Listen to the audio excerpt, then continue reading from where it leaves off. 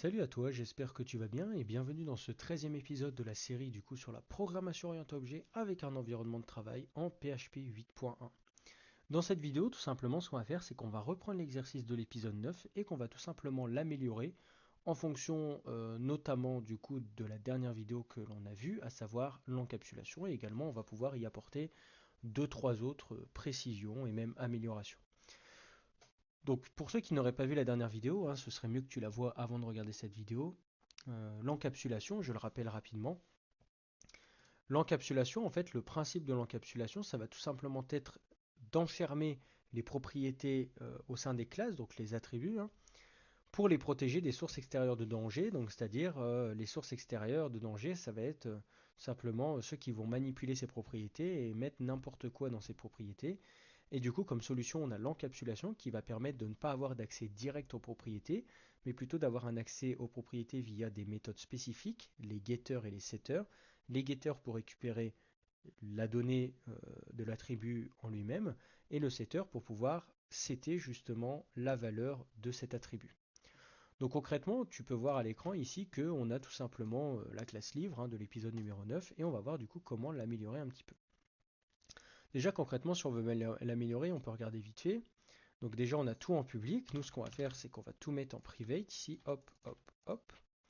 Ensuite, concrètement, moi, ce que j'aime bien faire, c'est mettre getter, hop, setter. Comme ça, on n'est pas embêté avec ça. Je fais un insert des getters et des setters. Tu insertes tout. Ah, il m'a généré ça au-dessus. C'est un peu bête. C'est pas très grave. Hop. Moi, j'enlève les commentaires. Je trouve que ça rajoute beaucoup de lignes pour rien. On sait très bien que ça retourne un string, c'est précisé. Hop. Voilà, getter setter, on s'embête pas avec ça. Et du coup, hop, tout ce qu'on a à faire ici, c'est bon là pour le coup ça va pas être utilisé, mais on pourrait très bien du coup faire hop un petit echo livre get titre. On va faire ça pour l'exemple de la vidéo. C'est vrai qu'on a la méthode affichée, mais on va faire ça pour l'exemple. Hop, on a le titre, on a l'auteur et on a le prix. Hop. Et du coup, pour également que ça respecte le principe de l'encapsulation, il ne faut pas simplement mettre en private et avoir des getters et des setters, c'est que quand même le but, c'est de vérifier ce que l'on met dans tout simplement comment dire, dans nos attributs, voilà, c'est le mot que je cherchais. Donc là, par exemple, dans titre, bon, on ne peut pas vraiment vérifier, c'est une chaîne de caractères, on pourrait très bien limiter le nombre de caractères, mais on ne va pas s'amuser à faire ça non plus. Pareil pour l'auteur. Par contre, on voit quelque chose d'intéressant, c'est le prix. Et du coup, nous, le prix, ce qui nous intéresse, c'est de check le prix, tout simplement. Donc en dessous de cette prix, ce qu'on peut faire, c'est une private function qui va du coup s'appeler check prix. Dedans, on va s'attendre à un float, donc le prix. Et pareil, on va faire un petit void ici. Et du coup, on va mettre ici deux const, ou plutôt une const. On va dire qu'il n'y a pas de prix maximum. Donc ici, on va avoir une private const. Euh, Alors, pour ceux qui posent la question, pourquoi on ne met pas private static const? Parce qu'il faut savoir que du coup, une const, en fait, elle sera toujours statique. Ce sera toujours propre à la classe.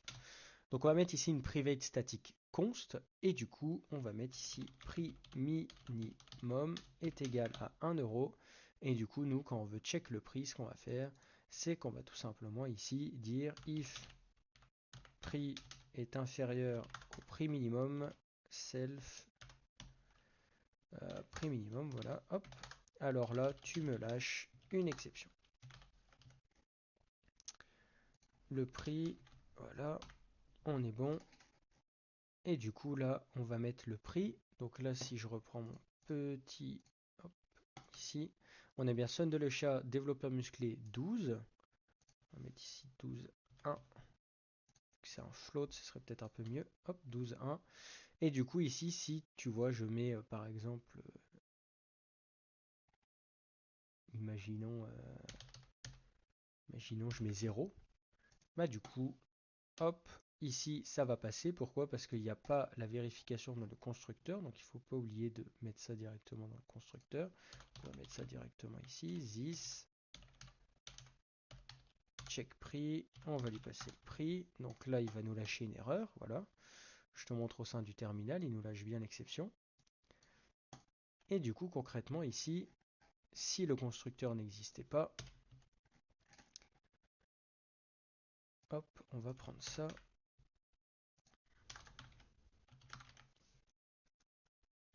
Donc, on pourrait faire un livre,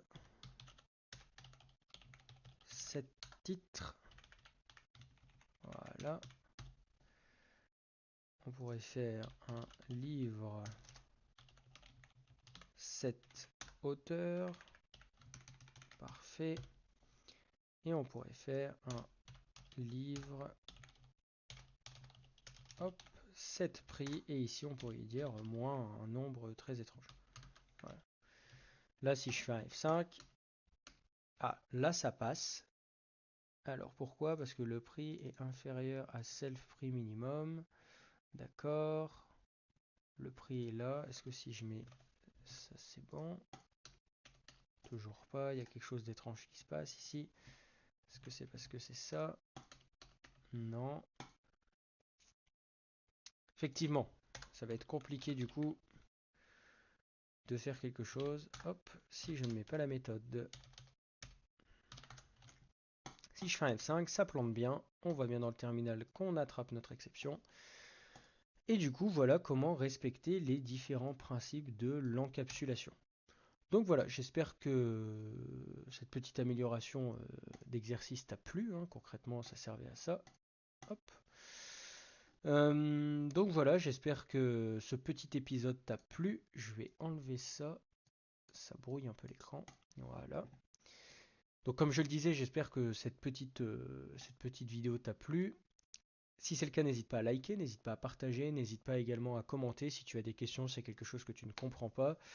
Et puis moi, je te dis à la prochaine dans la prochaine vidéo et on va faire un exercice similaire mais avec du coup les salariés. Je te dis à la prochaine dans la prochaine vidéo. Salut!